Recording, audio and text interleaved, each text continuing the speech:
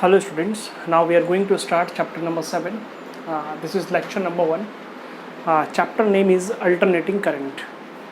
Okay, alternating means which is continuously changing and reversing its direction. Okay, how? Let us see. These are the topics. These topics we will discuss one by one. Okay, now we know that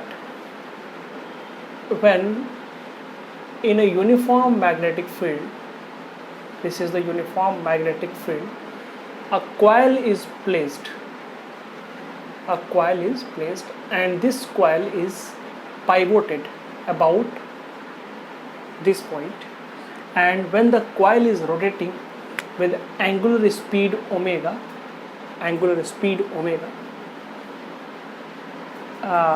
the flux through passing through this particular coil will change, and according to the Faraday's law, EMF will be developed across the ends of the coil, or you can say that there will be an induced EMF, means current will flow through the coil.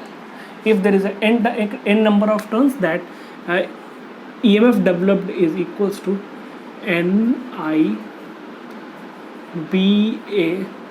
sin omega t, sin theta, or means angle between magnetic field vector and area vector.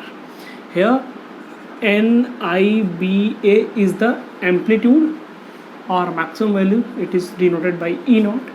E is equals to E naught times sin omega t. This is the standard equation, and we have discussed in chapter number 6.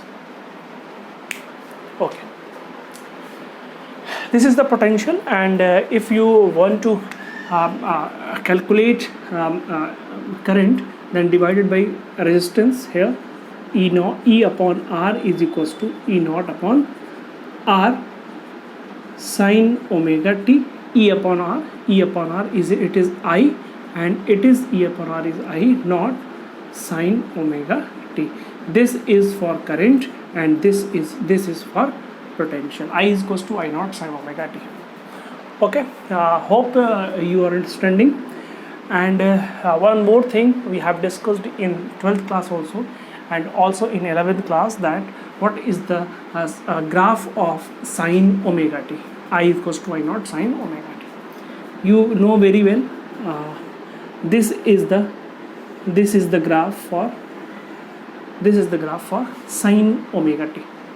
Okay, when omega t means sin 0 is 0, sin omega t is 0, then the potential is 0. This is potential EMF, and this is the omega t, or simply you can say t, because omega is constant.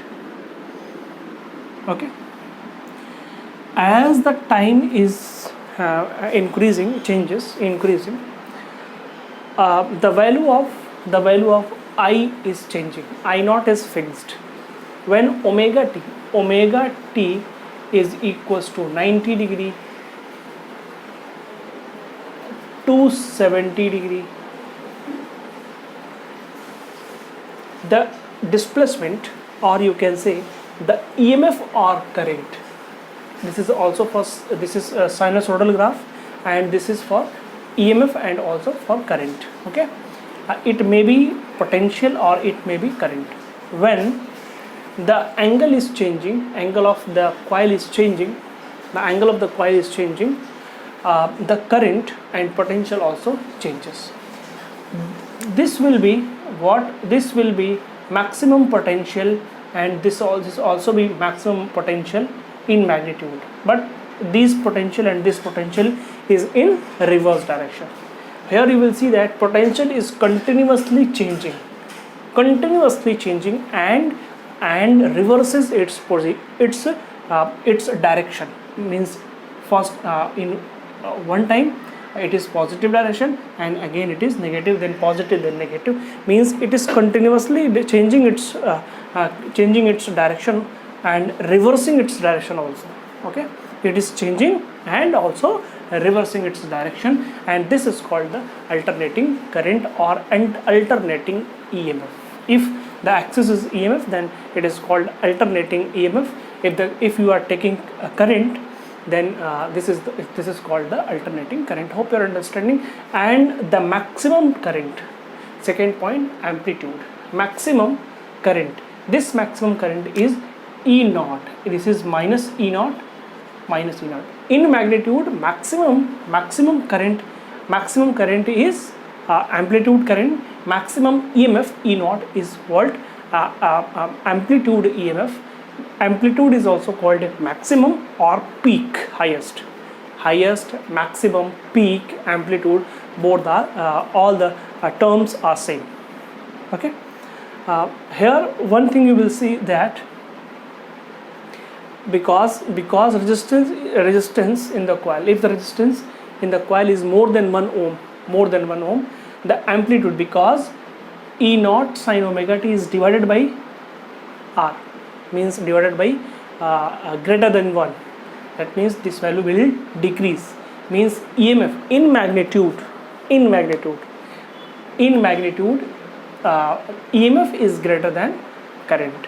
Okay, means you can say that this may be the graph of potential, and that solid line will show the magnitude of current. Okay, in general, magnitude of EMF is greater than magnitude of current at any particular time. What you will see here, time period, it is very simple. Time period, you know that omega is equals to 2 pi by t. Time taken to complete one cycle, means in both the direction. Okay, in positive and negative direction, time taken to complete one cycle is called time period. Okay, and time period is equals to 2 pi by omega. 1 upon t is equals to omega upon 2 pi, and you know that 1 upon t is what? 1 upon t is the frequency of the alternating current. Okay, this is very easy. And this lecture is based on the chapter number 6, means previous chapter. Okay, this is very simple. Be clear with that. Okay, and in next video we will discuss more concepts. Thank you.